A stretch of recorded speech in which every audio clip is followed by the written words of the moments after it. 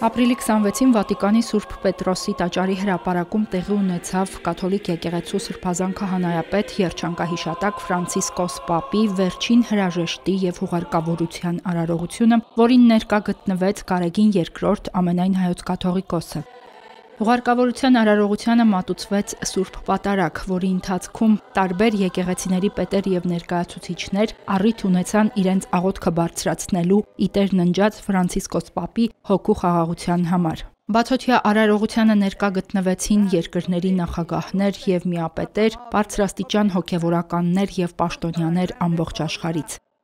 Նախորդ օրը Սուրբ Պետրոսի տաճարում ամենայն հայոց հայրապետը մասնավոր աղոթք էր բարձրացրել Ֆրանցիսկոս Պապի հոգու հանգստության համար։ Ամենայն հայոց կաթողիկոսին ուղեկցող պատվիրակության կազմում էին Արևմտյան Եվրոպայի հայրապետական պատվիրակ և Վատիկանում ամենայն հայոց կաթողիկոսի ներկայացուցիչ Խաժակ արքեպիսկոպոս Պարսամյանը, Մայրաթոր Սուրբ Էջմիածնի դիվանապետ Արշակ արքեպիսկոպոս Խաչատրյանը, Մայրաթորի վարչատնտեսական բաժնի տնօրեն Մուշեղ եպիսկոպոս Բաբայանը և Սուրբ Էջմիածնի միջեկեղեցական հարաբերությունների բաժնի տնօրեն Գարեգին վարդապետ Համբարձումյանը։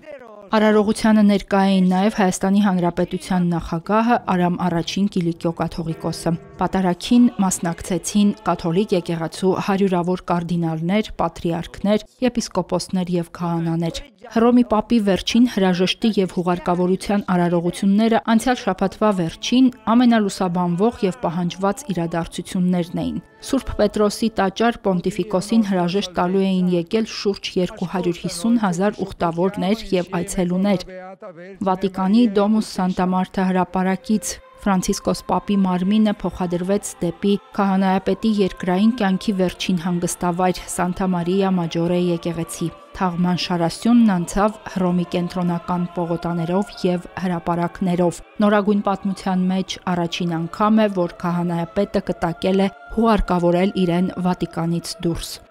Սանտա Մարիա Մաջորե եկեղեցում թաղման կարգը կատարվել է դռնփակ ներկայությամբ հանգուցյալ քահանայապետի հարազատների։ Հերմինե Հակոբյան, Եկեղեցական կյանք։